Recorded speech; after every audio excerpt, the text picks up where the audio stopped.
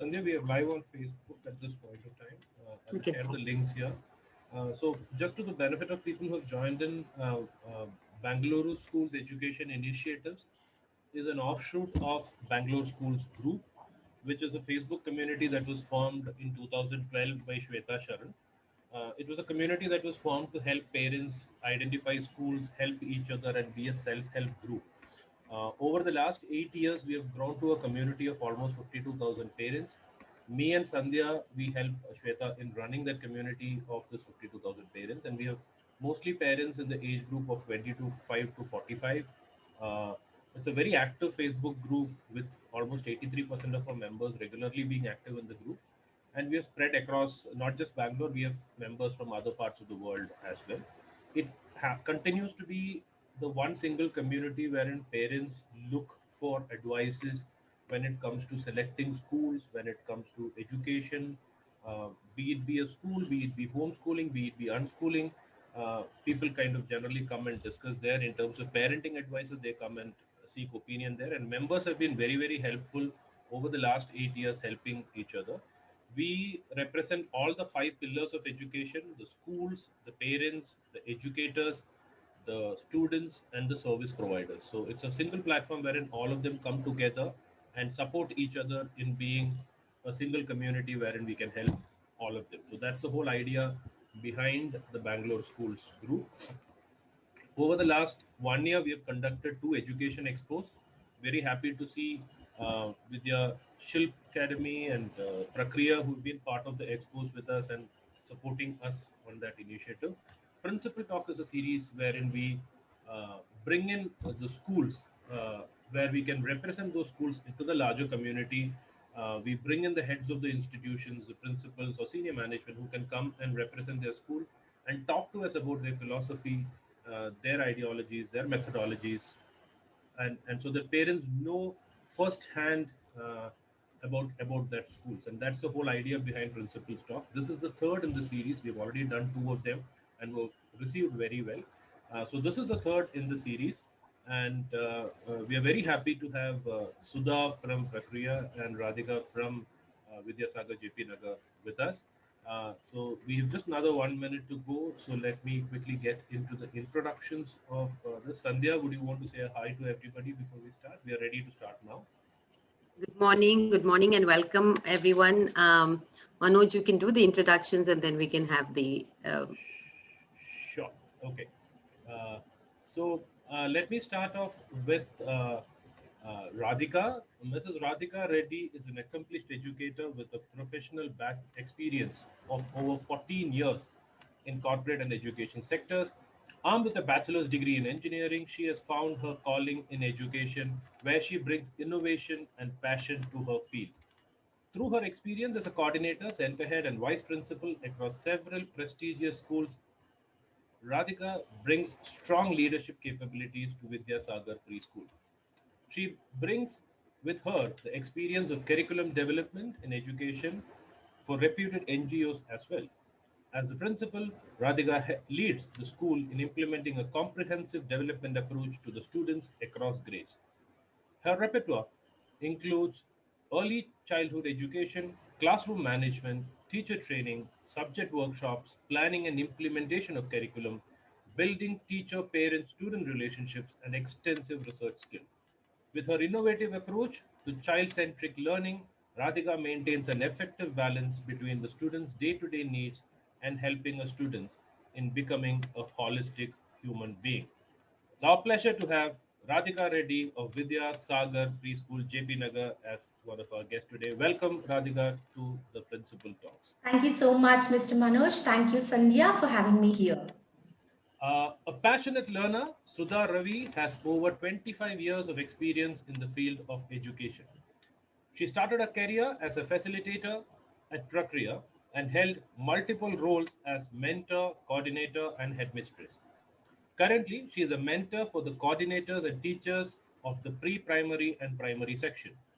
She created and co held the learning space and various programs in the primary section of Prakriya. Sudha Ravi is a storyteller par excellence and a math magician in her own right and has given shape to the math curriculum. Empathetic, she is also known as an exemplary mentor and a guide to many. She also strongly believes in integrating spirituality in the field of education. A great mentor herself, a great teacher herself. Very great to see you, Sudha Ravi. Welcome to the principal talk representing Prakriya Green Wisdom School. Thank you so much, Manoj and Sandhya, and thank you, everybody. Good morning. Uh, we are having our moderator, Sandhya Vishwan, who has been an educator for the last 20 plus years. She's a homeschooling parent and a mentor in terms of homeschooling and unschooling to many in Bangalore and outside. She counsels parents through her consulting sessions on how they can look at homeschooling, how they can identify schools which are right for their children, and how they can look at various pedagogies or curriculums for their children. She has been the director of Bengaluru Schools Education Initiatives and a co-founder of the company. She is also the co-admin of the Bangalore Schools Group, the 52,000 member strong Facebook community that is running this program. She is also a director of the Mudpie Education Private Limited. Great pleasure to have a good friend and co-admin of the Bangalore Schools Group, Sandhya Vishwan, to moderate this session. Over to you, Sandhya. Thank you so much, Manoj, and it's wonderful to have two very experienced educators with us today on this discussion. And we will dive straight into the discussion that many parents are eagerly waiting for. So, one of the most frequently asked questions in the group is, why should a child be sent to a preschool? Is it really necessary to send a child to play at school and pay for it? So many of us as parents and educators are aware of the developmental milestones, but do we really know the skill sets that are developed at this young age that we need to look into? So to start off, Ms. Radhika, could you please share what you believe are the main skills that young children need to develop and the main pillars on which the curriculum at Vidyasagar is built? Yeah, definitely, Sanya. Yeah. So I would just want to share, first of all, that all of us know that 90% of a child's brain is developed by the age of 5, right? So all of us agree on to that. So if we have to add some value to a child, so early childhood is the golden age. So this is the age where we look at tapping on to the highest potentials of every child. So essentially at Vidyasagar Preschool, we believe in 6 major pillars. The first one is the cognitive abilities of a child. So the second one is the creative development. Then we tap upon the linguistic excellence, the socio-emotional development, the physical development, and then we tap upon the value education. So just to brief a little more about each of these skills. So when we talk about cognitive abilities, we just try to inculcate or design activities where we can tap on to the potentials on strengthening the reasoning ability, the critical thinking, the problem solving skills in children, and just to strengthen the cause and effect also in young children. So when we talk about the creative development, so along with introducing our little ones to music, art and craft and dance, we also have various opportunities wherein a child can showcase his talents or skills. So talking about our linguistic excellence, so all of us know that primarily schools look at the listening, speaking, reading and writing skills. So we also look at strengthening the comprehension and the vocabulary building in children. So we also hone the public speaking skills in children. So talking about our socio-emotional development, it's unfortunate that most of the schools do not have a structured format for socio-emotional development. So, but this is the prime important thing for an early childhood phase. So what we look at is we try to inculcate this on a daily basis wherein children get opportunities to observe themselves, to understand their emotions, even before we expect them to handle them well or to regulate themselves well, right? So we look at creating opportunities where they can make in social connections so that they learn how to build upon healthy and positive relationships. And talking about our physical development, yes, primarily we focus upon the fine muscular skills and the gross muscular skills. So we have activities which can enhance the fine muscular movements like scribbling, doodling, coloring, painting, and all of that. And also we look at the gross motor development, wherein we introduce children to physical education, that's PE, and sports and games. And we also have yoga at our schools so that, it strengthens the endurance in children.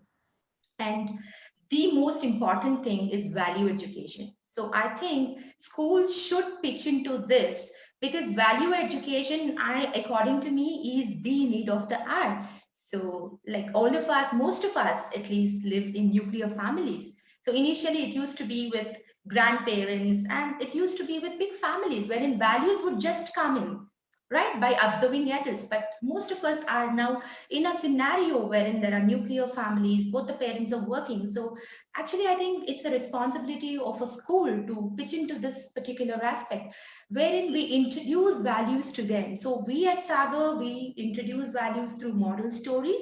Also, we have one very important aspect, that is through Bhagavad Gita. So Bhagavad Gita is more than religion for us. It's a whole different perspective at Vidyasagar Preschool, wherein, because Bhagavad Gita is something like which has got values of life. So we actually introduce being courageous. So Gita talks about being fearless, talks about understanding others' perspectives. So it's all about that for us. So it talks about a lot of values. And at young age, especially in early childhood, if children are introduced to these values, it gets into their habit system. So they just understand and follow what's right for them, and they'll be prepared to face any problem out there in the life. So that's what we believe in essentially. So we believe essentially to have a modern approach to education with very firm and strong cultural roots. Thank you, Sandhya. Thank you, Ms. Radhika. I'm very glad you also touched upon the very ignored aspect, that is the socio-emotional part of it. Many adults themselves struggle with handling situations, and they are not able to, have a control or even regulate their own emotions. And I believe that, we need to start early working and helping children with the tools, because they still do not even have the vocabulary to be able to articulate enough. And thank you also for these skill sets that you mentioned. And I do believe that all major philosophies of early childhood education do plan their activities around these basic skill sets that you had mentioned, like the gross and the fine motor skills. And all learning environments have play activities or play as their central theme. Now, Ms. Sudha, along with these skill sets that were just mentioned, I understand that nature plays a very, very important role at Balambika, which is the pre-primary and grades 1 and 2 at Prakriya School. Could you share a little about how nature is incorporated into the Balambika program? Yeah. So just to, go by the name of our school, which is Prakriya Green Wisdom School. The name Prakriya is actually Prakriti plus Kriya, which is actually processes in nature. So for us, we believe that nature is the best teacher.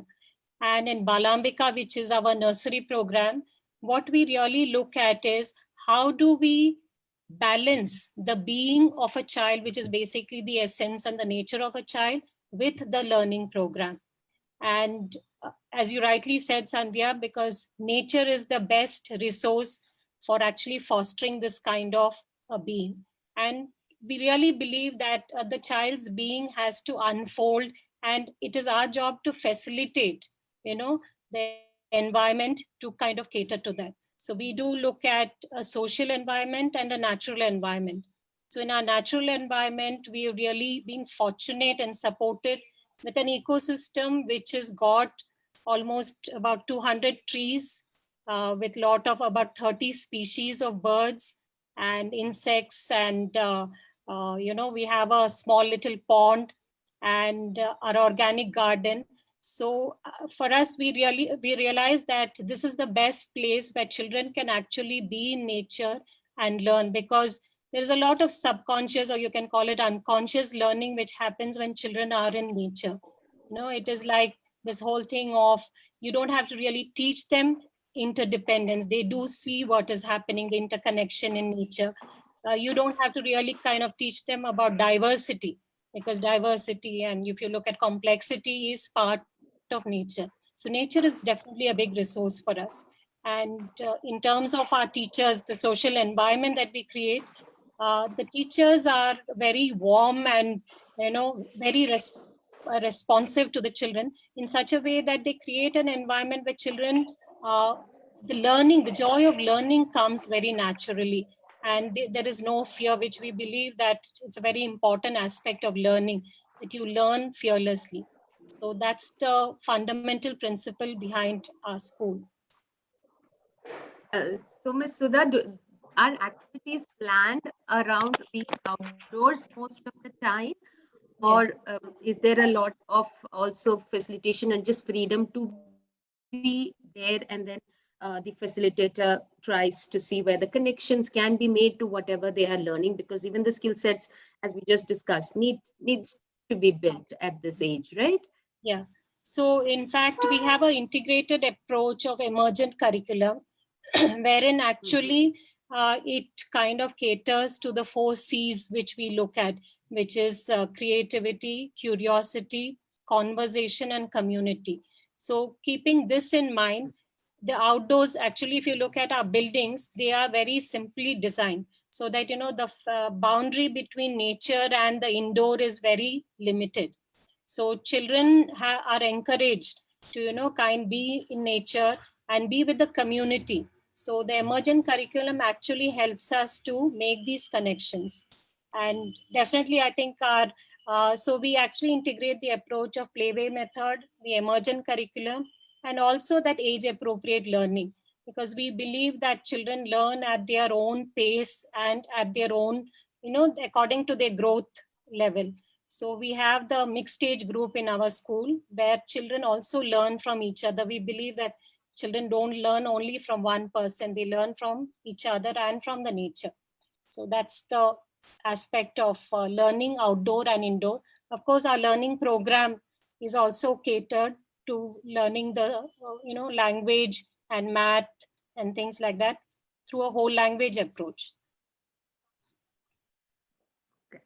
Okay, yes. So the 4 C's that you mentioned actually, are the same as the pillars that Radhika ma'am was speaking about. So as I said earlier, it's the same skill sets that, and we also see, because Prakriya is lucky enough to have a large area as far as the open air is concerned. Now, and its space is a very, very important part, and how we utilize the space that we have is the important thing, especially in preschool, where there are more sensory activities that we work on, right?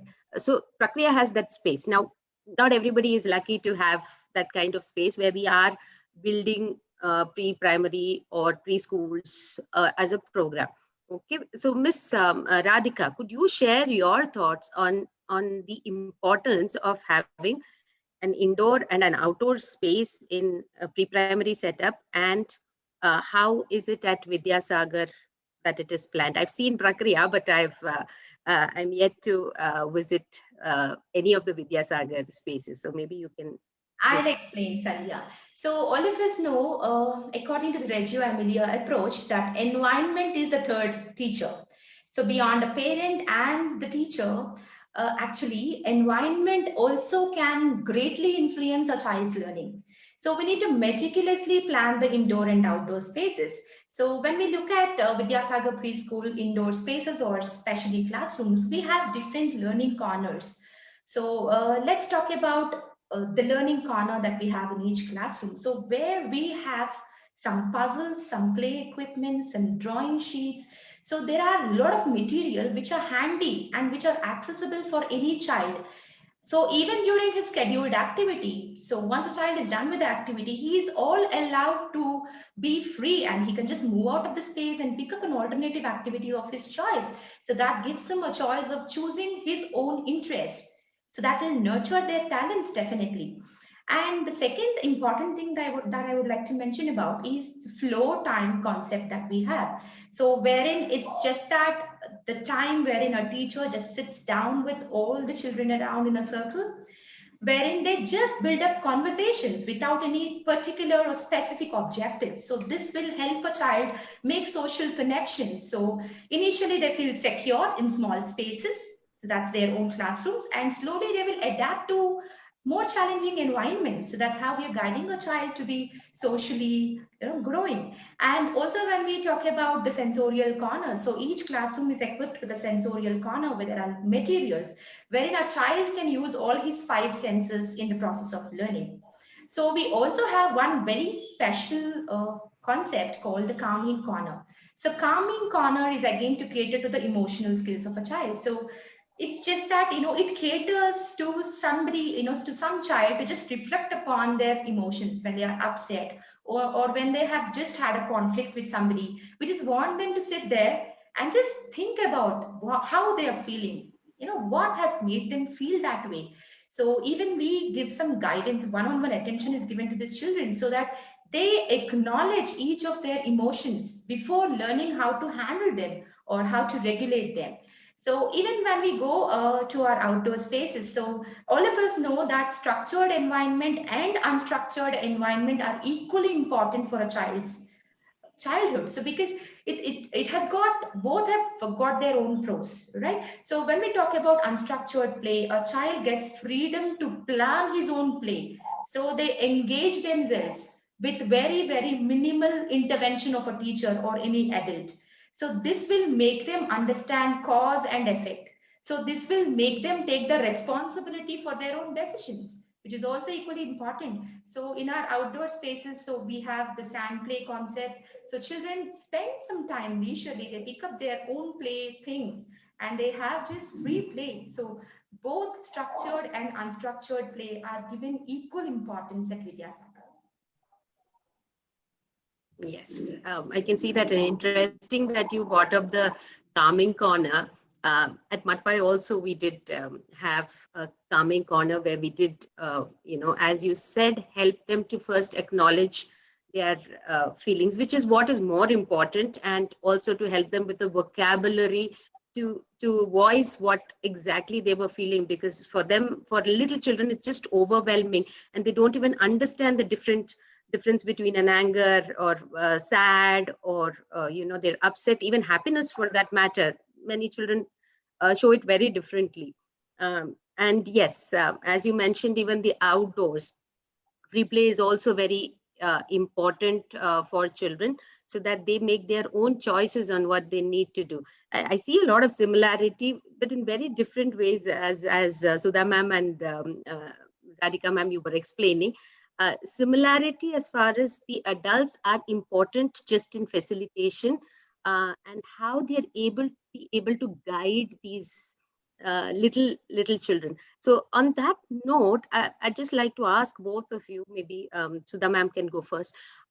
On what criteria do you have the adults in the system? I don't want to call them teachers, because both of you have already, and help these little children. And as Sudha ma'am just told us, they are all developing at different paces at this small age. After they're 6, most of them are on the same path. So how do you identify, and how can you find the right adults in the system? Would you be able to just touch on that, Sudha ma'am first, and then I'll come to you, Radhika ma'am.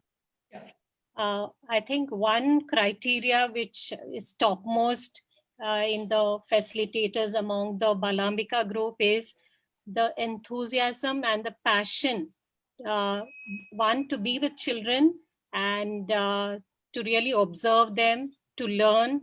I think that is something which is really topmost. I mean, irrespective of what qualification or what background it is, I think it is the joy that they have when they interact with children that really comes alive. And of course, the willingness to learn, learn, one, of course, research about how do children naturally learn, and also look at milestones of learning, but also to actually learn from observation of different styles of learning. Because in emergent curriculum, especially what we follow in Balambika, one quality of the teacher is the ability to stand back, reflect, and see how each child approaches the learning, and not to really just feed them with information, because this is also an information age where children are looking for instant gratification. So it's also about watching children, looking at how do they learn, and facilitating the process and the ability to reflect along with them. And another thing which we really believe in Prakriya is the teachers go through self-level exploration work. Every year they go through it, because we believe that when we are interacting with children so closely, what the things that we believe, the patterns that we carry, the baggage that we carry, do spill, whether consciously or unconsciously. So working with ourselves is a very important factor for all the teachers, and it's kind of mandatory for us. And we call it the process work, which really helps all our teachers to look at what kind of what comes in their way of their flow, or what really is something that is coming as a baggage into their the lens through which they're looking at the world, a whole lot of things. So definitely these are the criteria that we look at the teachers. We call them the facilitators, because we believe children learn on their own if you facilitate the right space and the right process. Yeah. Right. I agree. So there are maybe lack of a better word, training sessions, or is this process just sessions that the facilitators have over the year, or are there also training sessions for the facilitators, ma'am, at Prakriya? Yeah, so we have two kind of the workshops that teachers go through. One, of course, is a self level, where we are looking at our patterns and we're looking at what I just spoke about, self-exploratory. But we also have continuous workshops, both held in school and outside, to look at the kind of work that we are doing and the age group that we are working with. Especially with Balambika, we do look at early childhood and how does the brain work, and how do children naturally learn, the different styles of learning and the milestone. So these workshops are like ongoing. And just to add on, like how Radhika said, we also have the circle time, which is also introduced to teachers through workshops and by actually participating in circle times. So that circle time is like a mandatory part of our Balambika program. Almost every day they start with the conversation, and children are all excited to, just bring things to the teacher. So these are part of the process. Thank you, Sudha ma'am. Radhika ma'am, could you touch upon how it is the adults in the system at Vidyasagar? Yeah, so just to add upon to what ma'am has already mentioned, so all of us is really very important. All of that is really very important when we look at a teacher. So added on to that, because we believe in multiple intelligence approach at Vidyasagar, so we want every teacher to understand that every child learns in a different way. So there are different learning styles as per Howard Gardner. So there are 8 different styles, like spatial, audio, kinesthetic, naturalistic, linguistic, logistic, intrapersonal, and interpersonal. So it is nothing like we have a tailor-cut curriculum wherein all of them will learn in just 1 or 2 approaches. So every teacher needs to have that patience to try to put across every concept that they are teaching, so that we reach upon to these different learning styles. So that's where every child will pick up in their own natural style, and that will make them confident learners. So that's what we believe in, that every teacher should be equipped with this kind of facilitation. Also, yeah, the liveliness that they have, these are all inbuilt qualities that we look at a person when we even consider them to be a facilitator. So children, as you know, are very, very vibrant. They are full of energy. So we being teachers should have that kind of zeal and enthusiasm. So I myself consider as a teacher first, and then anything else. So this thing in you, that constant zeal and fire in you to learn more, to do more, to be with children more, should always be alive in any teacher. So that passion, that commitment, and that dedication is what we look at. And rest of the things, yes, with kind of closely monitoring them, observing them, guiding them, we can definitely train the teachers. Okay, there is a question from a parent on this topic. So the question is, how do you work on upskilling the adults in the space after, they're already in the system, but as you know that we do keep working on our facilitators and anybody employed at a school or any organization. So the ma'am, would you like to go first on how upskilling happens at Prakriya? Yeah. So when a teacher joins in new to Prakriya, we start, of course, with a whole lot of workshop which a teacher needs to kind of, know before she gets into a class. So starting like how Radhika spoke about the multiple intelligence workshop, or whether it is a circle time workshop, or it is looking at play as a method of learning, because very often play is considered as something which is a filling up of time, but how much of learning happens through play. We do have workshops on the emergent curriculum, on mind map, and a whole lot of other things. But this is a continuous process. And the other thing is we are also connected with Bhumi College, where they are doing a lot of research and study on sustainability and holistic education. So our teachers are also sent to Bhumi College on a regular basis, where they interact with people who come from diverse backgrounds and have conversations, attend workshop. So it is a continuous process, and it's not just for the teachers who come in, it is also for the teachers who have been with us for many years. And we also have something called the institutional mentoring for certain teachers who've been there for many years. So the investment in teachers are at multiple levels, starting from a newcomer till whoever's been with us for many years. And a quick question also on that, with the pandemic and now everything moving online, obviously I understand that all the spaces, it's always been face-to-face workshops and training, but how did it work last year for you with the pandemic suddenly striking us and having to move all this online? How was that, even for the facilitators more than I mean, you could touch about both, how it worked for the children as well as the facilitators. So, the ma'am, if you could just continue on that note, and I'll come back to Radhika ma'am on the same upskilling Yeah. and the next. Yes. So yes, it's not a pleasant situation to be for a school which is so focused with our nature and our ecosystem to be sitting in front of computer screens, because that's the last thing that we would have ever wanted. But in terms of our workshops, that has been continuing even online. So we've had continuous workshops online also.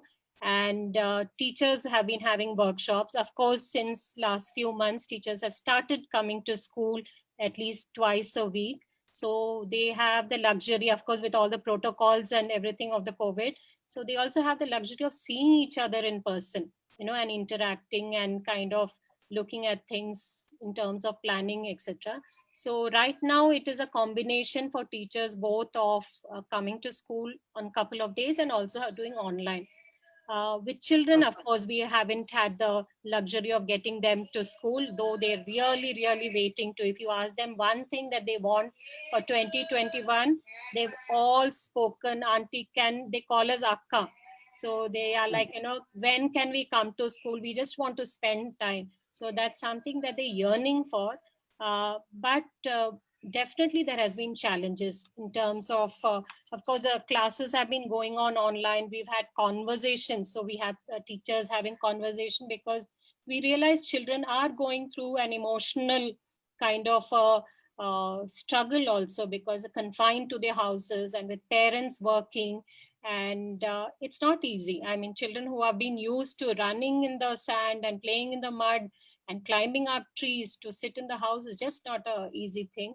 So teachers do have conversation, they do have their music class, they have their story sessions, they have games also, surprisingly, online.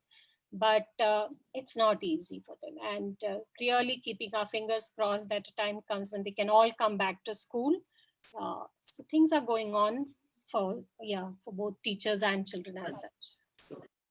Okay, it is difficult for adults as well to Yeah, be stuck at absolutely. home with multiple members of the family being online at the same time, and nobody has, even as families, they've not spent so much time together. It is often Yeah. you go to work, you come back, then you are free, you can put your blocks in place, while now it's all just spreading across and overlapping each other, and nobody knows how to handle that even in the home. So that itself is a challenge along with that online. And with little children especially, we've been working so much hands on, be it nature or even within an environment, a structured environment. It's more of hands on learning that happens there, and then this is a big challenge. So Radhika ma'am, your thoughts on that? Yeah, regarding upscaling the teachers with their, training programs, yes, Vidyasagar sponsors professional development courses for our teachers. So we conduct workshops so that if a teacher has the zeal to learn, and we are there, to support them.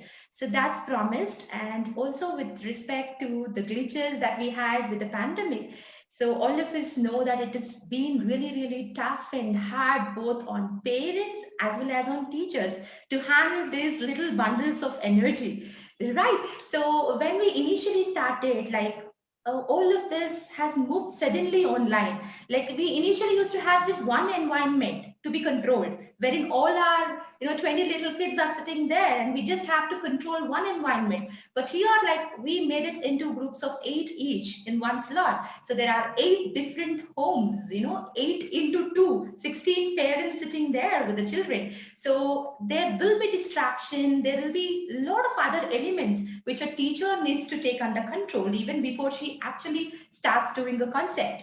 And a lot of teachers would not be so very acquainted with technology on preparing the lessons or doing PowerPoint presentations and all of this.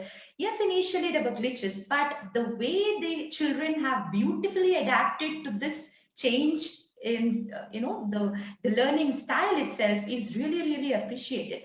And we at Vidyasagar had a combination of synchronous and asynchronous classes. So synchronous is something like live classes, and asynchronous is something like, we have the pre-recorded videos, the digitalized lesson plans being shared, and we also have given materials for children because we need to grab on their attention, right? So teachers have gone more creative in creating activities where there is lots of hands-on materials. So they used to just pack everything in a box and give them month on month, so that stood as a motivational factor for children. So they are receiving something from the school and they would want to just use that, so they would just pay focus and attention towards class. So this worked very well even for playgroup who haven't even come to physical school even one single day. So we've even all the parents were a little skeptical initially on how my child would get adapted to this particular system. But yeah, by God's grace, I would say that all of this was beautifully handled with the commitment and efforts of teachers and collaboration of parents. So this is possible that we could run this academic year successfully. Yeah, great. Okay, so they would be excited too. I didn't know they would be getting a box from school, which I know it's usually difficult, though it is available. A lot of things are available that you can do at home. It's the challenge usually comes when parents don't understand that the goal that you're looking at, or how do you facilitate. They are not used to facilitating at all. Parents tend to give instruction. That brings me to the other adult than who we have been speaking about, the parents. In the little years, the younger ones, these little ones have their parents also constantly with them, mostly parents or other caretakers. In your spaces, first maybe Sudha ma'am could go. How or what is the collaboration or the parent involvement that is expected, or that has to be done regularly? I'm not talking about the pandemic, but otherwise, how does Balambika work with parent involvement? You can't just put that as you're putting your child in school and then coming back, especially in the preschool or in the pre-primary years. So how does that work at Balambika?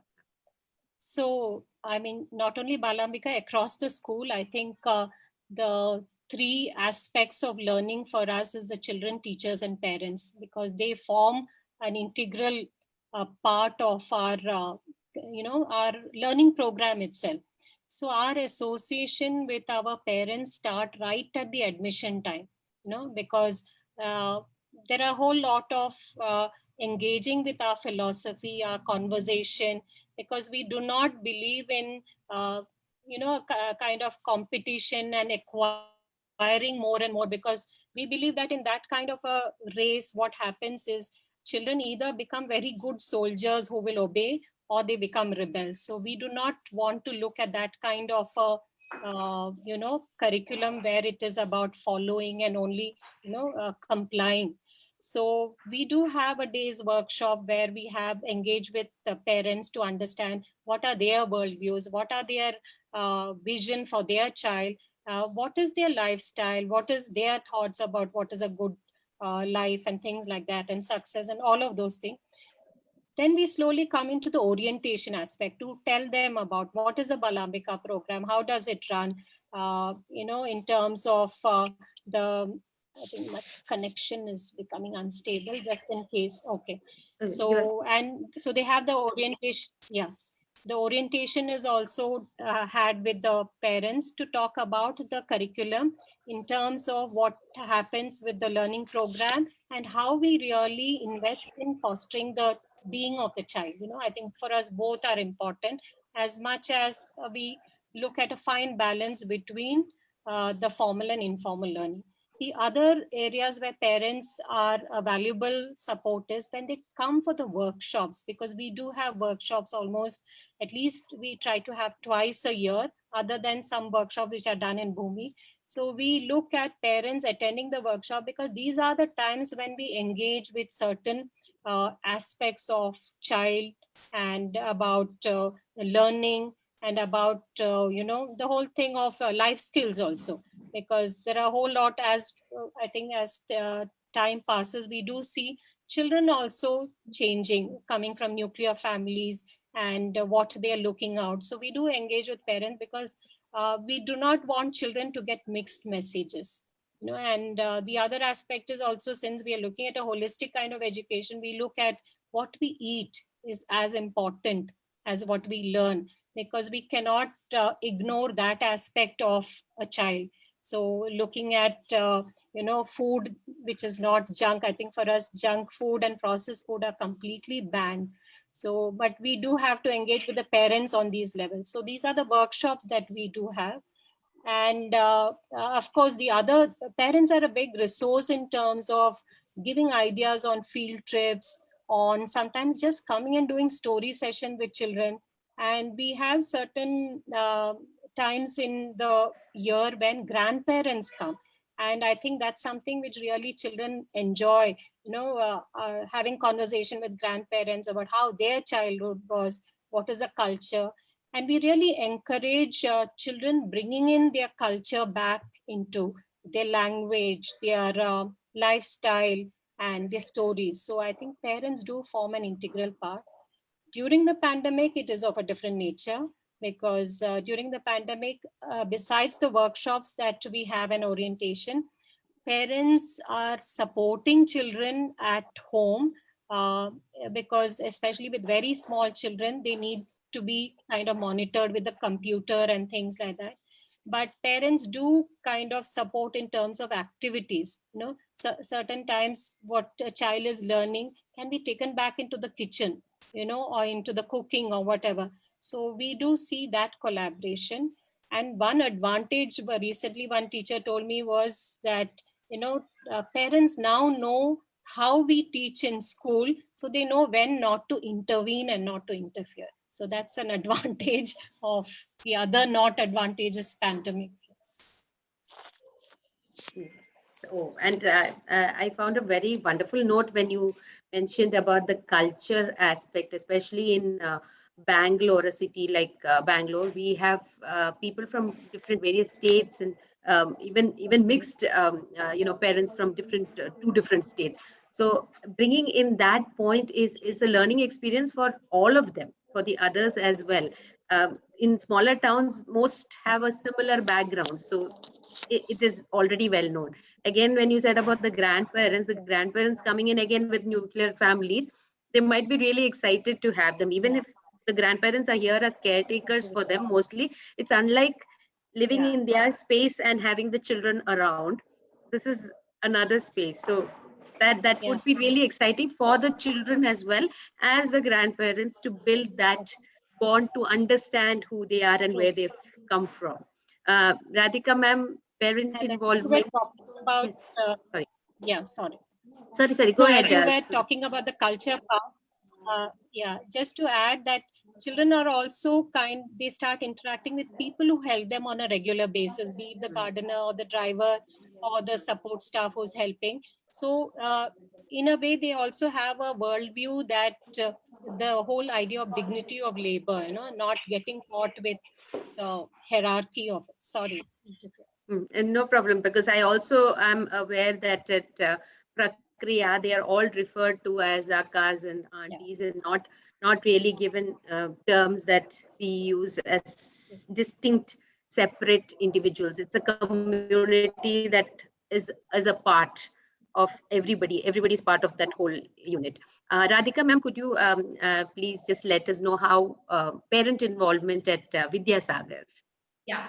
So all of us know that according to Maslow's hierarchy of educational needs, if an individual has to attain the self-actualization, that is being able to reach upon to his highest potential, they have to consciously and subconsciously move through different levels. So the base is being physiological needs. So after that comes the safety aspect, and then comes the love and belongingness, and then comes esteem, and then comes the self-actualization. So now in this whole structure, we can see that family plays a very important role in making a child feel safe, feel secure, feel loved, or feel belonged to. So only then a child would aspire for his educational needs. So parents' role in this process of learning is very, very crucial. So when we look at collaboration aspect, yes, I think we have moved far ahead in believing from believing that learning is unidirectional. So it's not just from the teacher to the student anymore. So it has moved far ahead. So now learning happens from student to parent, parent to child, student to student, and back from student to teacher also. So collaboration is there between all of us. So we respect that collaboration. And just in case you ask me what is that support that you require from the parents, so the most important thing that we would look at is the mutual trust and cooperation, based on which any long-term relationship can be built. And one more hook is the mutual appreciation, that if a parent just sends an acknowledgement or an appreciation, that really inspires a teacher a lot, and so holds good from a teacher to a parent. So in a situation like this, where parents have put in their heart and soul into facilitating this process of learning, a small appreciation from the teacher would also mean a lot to parents. So this mutual appreciation is really, really important, so that we can collaboratively drive a child towards his learning journey. And one more very important factor is because see, when you look at a child, teachers and parents are equally important for him. Over a period of time, they become the most important people in his childhood. So we should have mutual respect. So only then a child will understand how to build up positive or healthy relationships. So always having a positive anchoring is the crust. So when a parent is talking about a school to a child, so we always have to remember that we have to keep the anchoring positive, and so in vice versa. So these are certain things which I would believe that would really help in collaborating. Thank you. Yes, it's a team. It is a team of the adults, both parents as well as the educators or the facilitators in the system that's working. Now, on that note, we've been discussing so many different aspects of early years.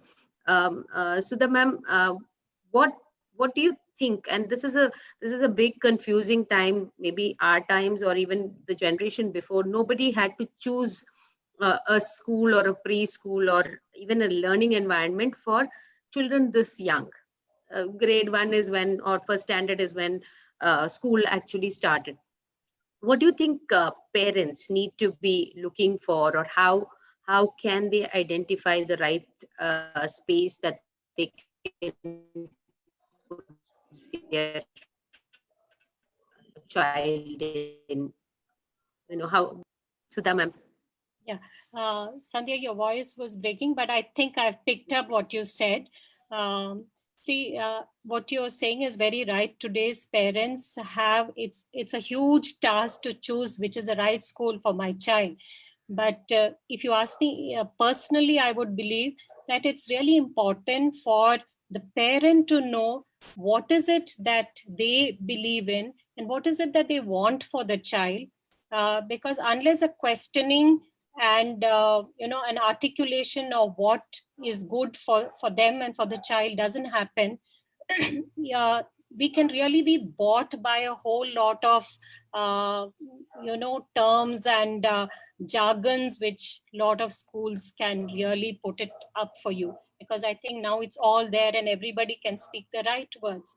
But the challenge is to really look at what will my child get in this place, and what is the kind of engagement as parents I can offer or receive from this place, because it is a long association. And I personally believe it is best if a child is there in a school through and through, because it builds, the child's roots are built there, and there is a relationship that is built in terms of a community. So it's not easy, but it definitely, there needs to be introspection with the parents, of course, because that's very important. And very often we've also seen that the husband and the wife have differences on what's good for my child, and we feel it's best that they really sort it out before they come and engage with. So it is not easy, but definitely it's important.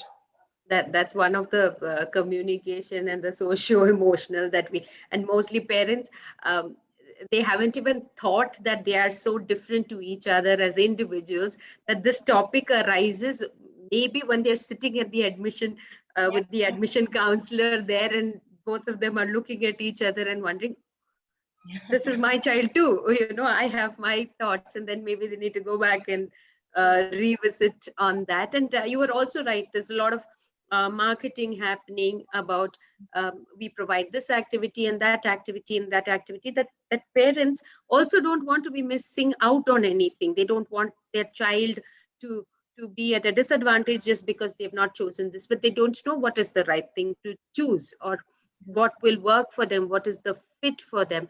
Radhika ma'am, your thoughts on how can a parent, how can we make this a little more easier for them, and what should they look out for when they are trying to choose? So the first thing that they have to look out for is whether their child is ready to go to a school or not.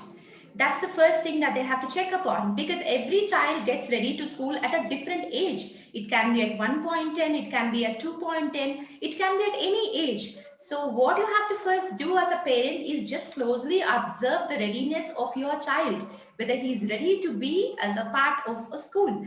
So then comes the question of what is the right school for my child. So it's a very important decision for every parent. So please do your thorough research, because it's very important to understand the pros and cons of each school. Yeah, yes, as ma'am has rightly pointed out, introspection is one thing, like, seeing the pros and cons is the second thing. You take your time to do a thorough research, and just don't jump onto conclusions, because it's a very, very crucial decision that you're taking. It shouldn't be like you put a child into one school for 1 year, and then you see that there's something which is not working, and you take out a child and experiment on a different school. This will affect a child, because the child would have, with lot of effort, would have got comfortable with one space, and immediately you find there is a fault, and you move the child to a different thing. End of the day, we are affecting a child.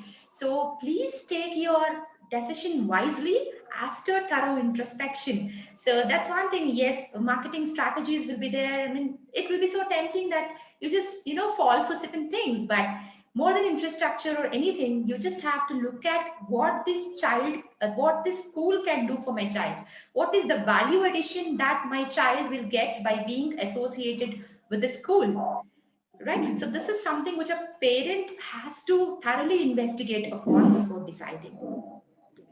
Okay, there is a question from Kritika. The question is, how is the next academic year going to be for your children?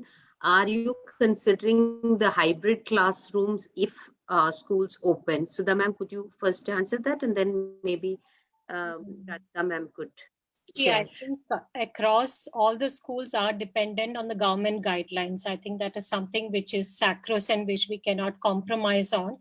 And interestingly, I was listening to an interview by the head of All India Institute of Medical Science about opening of schools.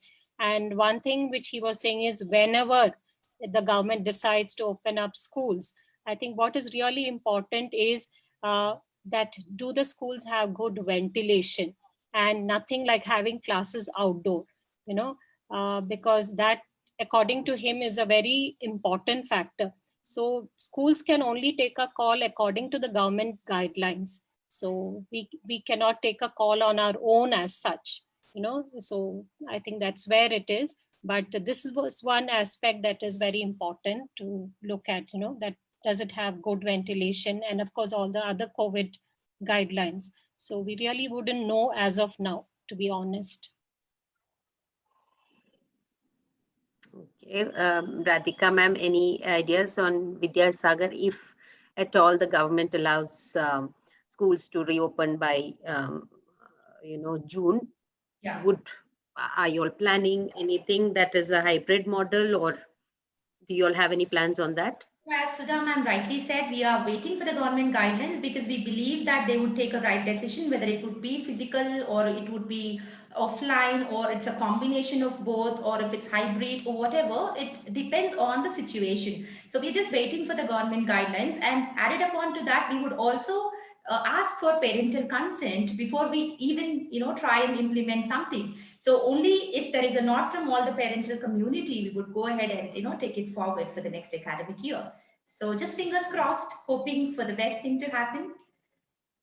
And so far, both are working on the online setup and seeing how it goes. If possible, and the government comes up with the rule, then you can probably see if a hybrid model or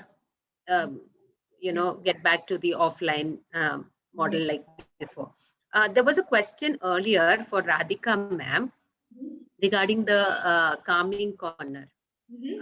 So the question was, how would you ensure that the calming corner does not turn out to be like, you give time out or you're grounded, anytime there's a situation, you send the child there. I think maybe you can explain a little more on how that calming corner is used so that the child does not feel that. It's like it's punished, child is punished and sent to the calming corner.